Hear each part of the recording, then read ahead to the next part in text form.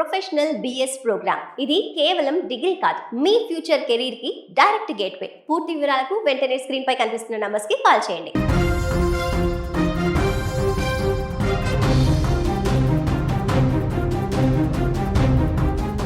Hyderabad Kukatpally police station పరిధిలోని వివేకానంద నగర్ కాలనీలో electric car బీభత్సం సృష్టించింది.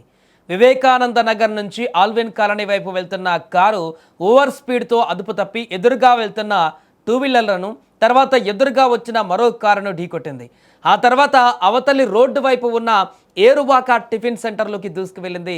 ఈ ప్రమాదంలో ఎవరికి ఎలాంటి గాయాలు కాకపోవడంతో అంతా ఊపిరి పీల్చుకున్నారు. అయితే పలు వాహనాలు, టిఫిన్ సెంటర్ పూర్తిగా ధ్వంసమయ్యాయి. సమాచారం అందుకున్నటువంటి కూకట్పల్లి పోలీసులు కారు డ్రైవర్ను అదుపులోకి తీసుకున్నారు. ఎలక్ట్రిక్ కారులో సాంకేతిక లోపం కారణంగా ప్రమాదం జరిగిందా లేక వేరే కారణాలు ఉన్నాయా అనే కోణంలో ఇప్పుడు పోలీసులు దర్యాప్తు చేపట్టారు. ఏదేమైనా కూడా ఈ యొక్క ప్రమాద ఘటన తాలూకు దృశ్యాలైతే తీవ్ర ఆందోళనగా మారాయి. సీసీ ఫుటేజ్లో కనిపిస్తున్నటువంటి ఆ దృశ్యాలు చూస్తే మనకు క్లియర్గా కనిపిస్తుంది. ఎలక్ట్రిక్ వెహికల్ ముందున్నటువంటి వాహనాలను ఢీకొంటూ అక్కడి నుంచి నేరుగా అటువైపు డివైడర్ను దాటి అవతల ఉన్నటువంటి టిఫిన్ సెంటర్ని ఢీకొట్టినటువంటి సందర్భాన్ని మనం చూస్తే ఖచ్చితంగా అది ఆ కారులో ఏమైనా సాంకేతిక సమస్య వచ్చిందా, లేకుంటే ఆ డ్రైవర్ మద్యం మత్తులో ఏమైనా ఈ యొక్క వాహనాన్ని నడిపాడా, ఏం జరిగిందనేటువంటి కారణాలు మాత్రం బయటికి రావాల్సి ఉంది. బట్ కానీ ఈ ప్రమాదం అయితే ఖచ్చితంగా ఒక నిర్లక్ష్యపూరితమైనటువంటి డ్రైవింగ్ అన్నట్టుగానే మనకు కనపడుతుంది. బట్ దర్యాప్తులో పూర్తి వివరాలు బయటకు వస్తాయి. చూడండి, ముందట ఆల్రెడీ ఒక బైకును ఢీకొట్టిన తర్వాత ఆ కారు అదే వేగంతో, సాధారణంగా అయితే ఒకవేళ డ్రైవర్ కనుక అతివేగమో లేకుంటే తన తప్పిదమైన ఉంటే బైకు ఢీకొట్టిన తర్వాత బ్రేకులు వేయడం చేయడమో అక్కడి వరకు చేస్తుంటారు.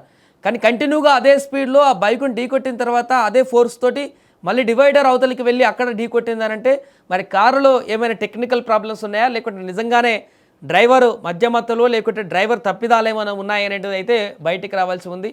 బట్ ఏదైనా ఈ ప్రమాదంలో ఎవరికి ప్రాణాపాయం జరగకపోవడం అయితే ఒక శుభవార్త అని చెప్పవచ్చు. ఎందుకంటే ఇంత దారుణమైనటువంటి ప్రమాదంలో అయితే గతంలో జరిగినటువంటి ఇలాంటి ప్రమాదంలో ప్రాణాలు కోల్పోయినటువంటి సందర్భాలు ఏర్పడ్డాయి. కానీ అదృష్టవశాత్తు ఈ ప్రమాదంలో ఎవరికి ఎలాంటి ప్రాణాపాయం అవ్వలేదు, ఎవరికి కూడా ఎలాంటి ఇబ్బంది లేదు, పెద్ద గాయాలు కూడా కాలేదు, చిన్న చిన్న గాయాలు అన్నట్టుగా కనపడుతుంది. బట్ అక్కడ కారు మాత్రం పూర్తిగా డ్యామేజ్ అయింది అండ్ అటువైపు టిఫిన్ సెంటర్ కూడా దెబ్బతిన్నట్టుగా కనపడుతుంది.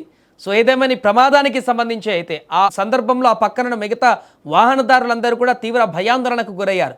వారి మీదికే వస్తూ ఢీకొంటూ డ్యాష్ ఇచ్చుకుంటూ వెళ్తున్నటువంటి కారును చూసి భయాందోళనకు గురయ్యారు. వారిపైన కూడా వస్తుందేమో అనేటువంటి ఉద్దేశంతో ఏదేమైనా దీనికి సంబంధించిన పూర్తి వివరాలు అయితే ఇప్పుడు ఎంక్వైరీలో బయటకు వచ్చే అవకాశం ఉంది.